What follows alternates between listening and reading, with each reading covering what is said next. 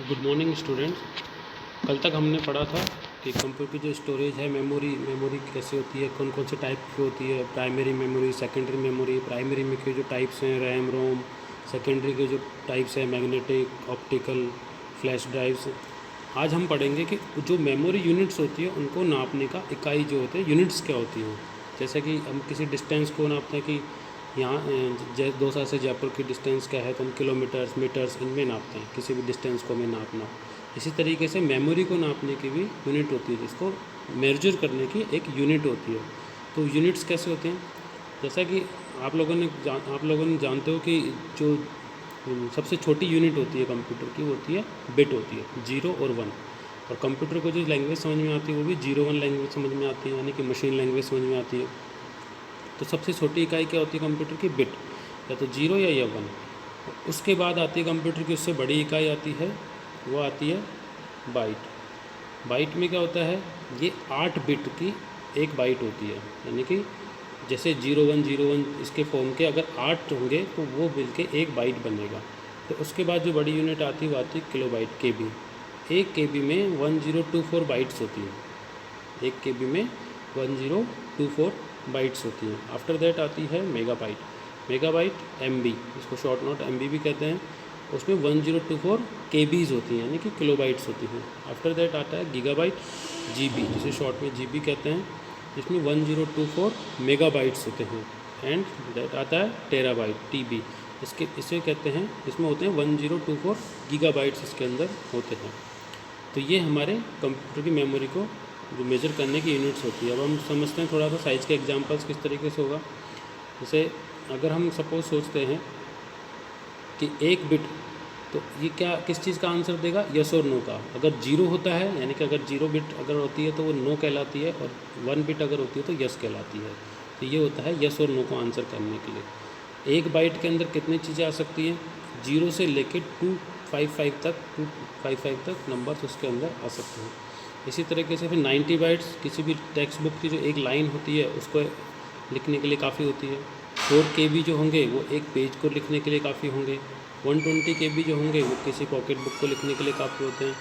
3 MB जो होते हैं वो 3 मिनट तक के जो सॉन्ग होता है, एक 3 मिनट का गाना होता है, उसको रिकॉर्ड करने के लिए काफ़ी होता है। 650 to 900 MB एक CD रोम की साइज़ होती है। जनरली आपने देखा होगा 680 या 780 MB की साइज़ एक CD रोम की दी जाती है। 1 GB में जो होता है 114 मिनट्स तक, यानी कि 114 minutes of uncompressed CD quality के ऑडियो रिकॉर्ड किया जा सकता है इसके अंदर, जिसकी स्पीड क्या होती है 1.4 मेगाबाइट पर सेकेंड। जैसे 8 से 16 GB की size of normal flash drive की जो होती है, मैंने कल भी बताया था फ्लैश ड्राइव क्या होती है। तो जो हमारी पेन ड्राइव वगैरह होती है 8 से 16 GB तक की अवेलेबल होती हैं। तो ये एक कुछ एग्जांपल्स हैं कि किस तरीके से साइज़ को हम मेजर करते हैं कि साइज़ के अंदर कौन कौन सी चीज़ें आ सकती हैं। अगर हम उसकी कैलकुलेशन करना चाहें साइज़ की तो कैसे निकालेंगे, छोटा सा एक एग्जांपल देते हैं। जैसे 10 बाइट्स इक्विवेलेंट होगा 10 × 8, यानी कि 80 बिट्स होगा। अगर हम 3 MB को इक्विवेलेंट निकालना चाहें कि कितने बिट्स होगा, तो निकालेंगे कैसे, सबसे पहले उसको KB में कन्वर्ट करेंगे हम। 3 MB, तो 1 MB में कितना बिट्स होता है, कितना KB होता है 1024, तो 3 को 1024 से किलोबाइट से मल्टीप्लाई करेंगे। अब ये जो आंसर हमारा आया है इसको मल्टीप्लाई करेंगे हम फिर से 1024 से, क्योंकि हमें KB को बाइट्स में कन्वर्ट करना है। किस में करना है, बाइट्स में, बिट्स में नहीं, बाइट्स में। तो हमारा ये आंसर आएगा।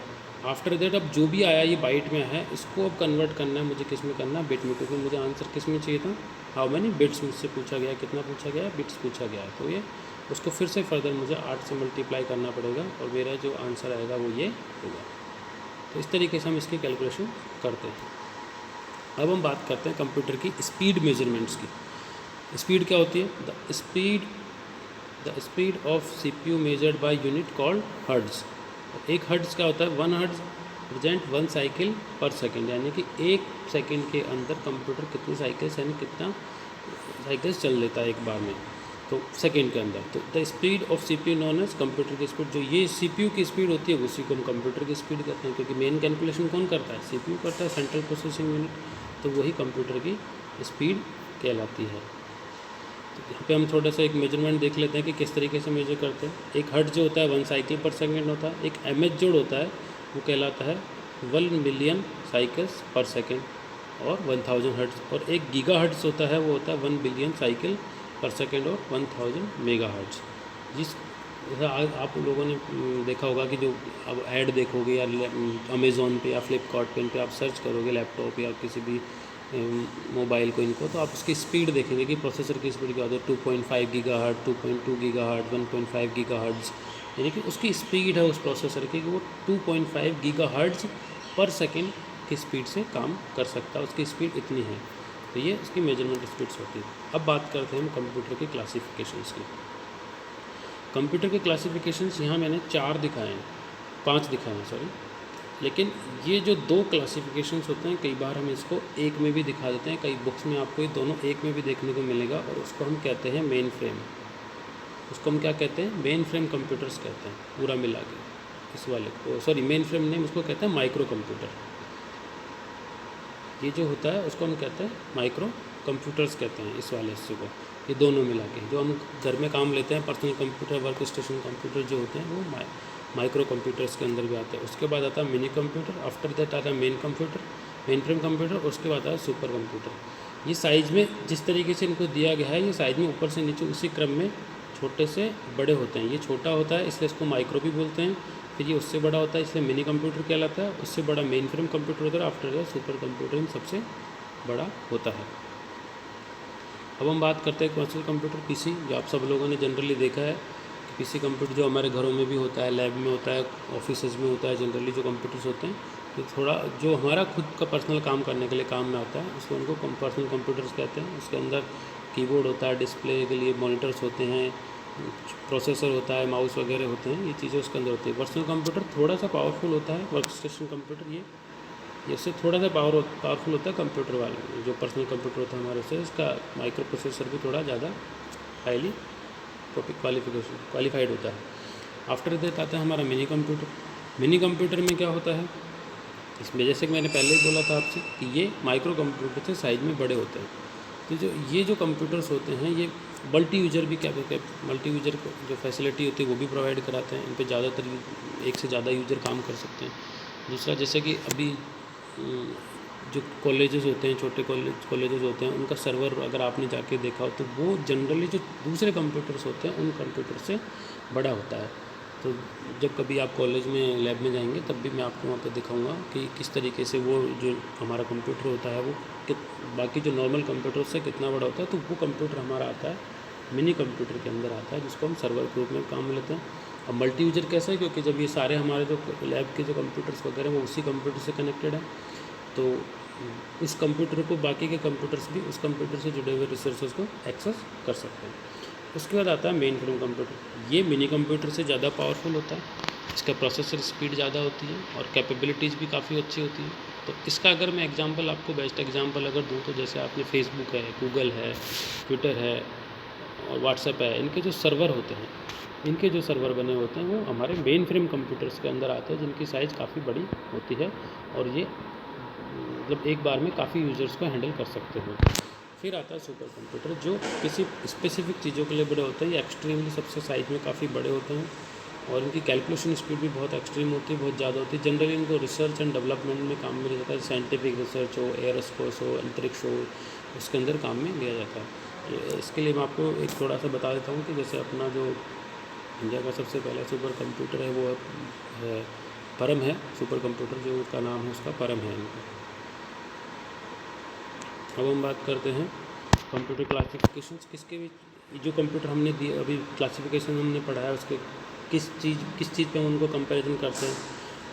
प्राइस के बेसिस पे हम कंपेयर कर सकते हैं, उनकी स्पीड के बेसिस पे हम कंपेयर कर सकते हैं, उनकी स्टोरेज कैपेसिटी के ऊपर पे, पावर के ऊपर पे, सिंगल यूज़र है या मल्टी यूज़र है, साइज़ क्या है और उसकी कंपनीज़ की कौन सी कंपनीज़ के अंदर काम आ सकता है उसकी साइज़ के ऊपर भी हम कंपेयर कर सकते हैं।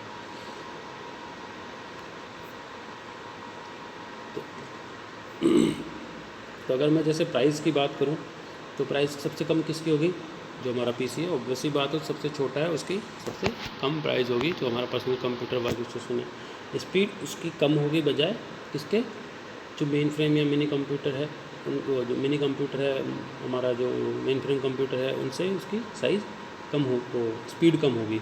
उसी तरह उसकी स्टोरेज कैपेसिटी भी कम होगी, पावर कंजम्पशन भी कम होगा, पावरफुल भी कम होगा, कैलकुलेशन स्पीड भी कम होगी। वो सिंगल यूजर भी होता है, उसकी साइज़ भी कम होती है कंप्यूटर की, और वो कंपनीज में सिर्फ सिंगल यूजर जहाँ पे बैठ के काम कर सकते हैं उस जगह पे काम होगा।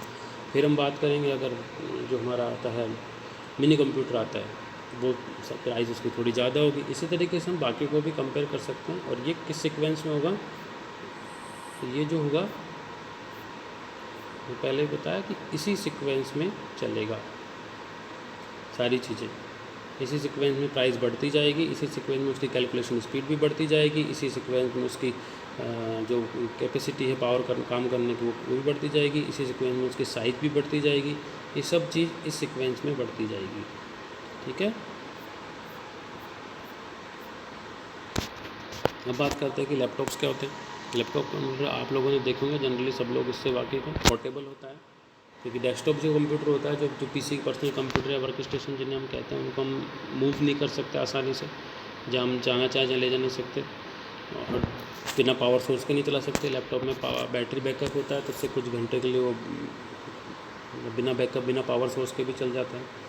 तो ये लैपटॉप। नोटबुक जो होता है, आप नोटबुक और लैपटॉप में डिफरेंस सिर्फ इतना ही होता है कि नोटबुक लैपटॉप से काफ़ी छोटा होता है, वो और भी ज़्यादा पोर्टेबल होता है, बट उसकी जो स्पीड होती है, कैलकुलेशन स्पीड होती है, या उसके काम करने की जो क्षमता होती है वो कम होती है बनस्पत लैपटॉप के। तो वो जो थोड़े बहुत काम है, ऑफिशियल वर्क है, उनके काम में उसको लिया जा सकता है, इसलिए उसको नोटबुक कहते हैं। मोबाइल डिवाइसेस में क्या क्या आता है, हमारे टैबलेट कंप्यूटर्स आता है, ई बुक रीडर्स आते हैं, स्मार्टफोन्स आते हैं।